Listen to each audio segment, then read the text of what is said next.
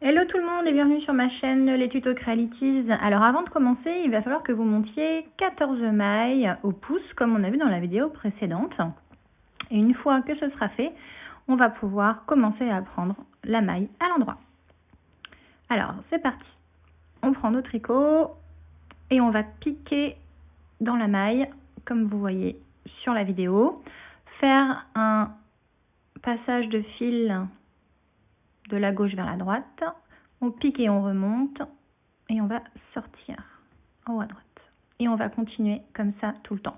J'essaie de le faire au ralenti pour que vous puissiez bien voir lorsque je pique, voilà comme ici.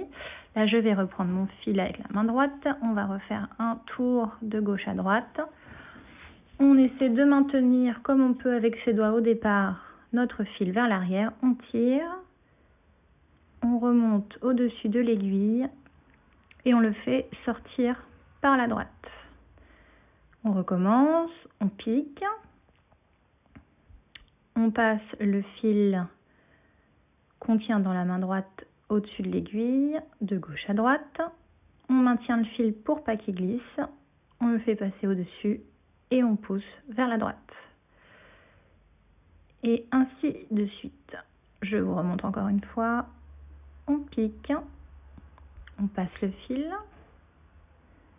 on maintient le fil vers soi, on remonte et on pousse et on sort notre maille.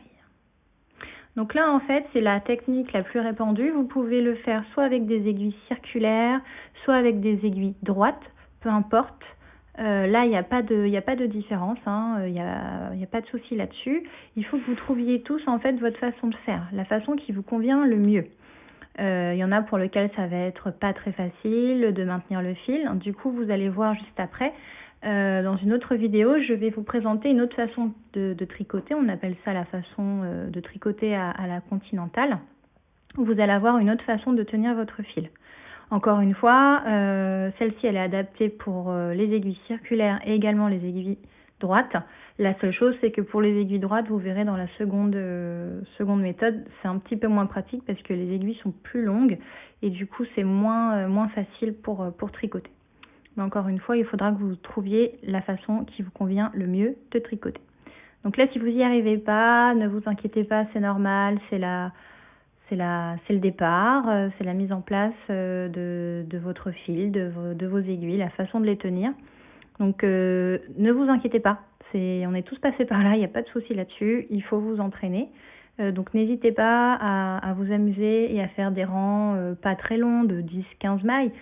Et essayez de les faire d'affilée pour pouvoir vous entraîner et que ce soit plus facile pour vous de maintenir les aiguilles et le fil.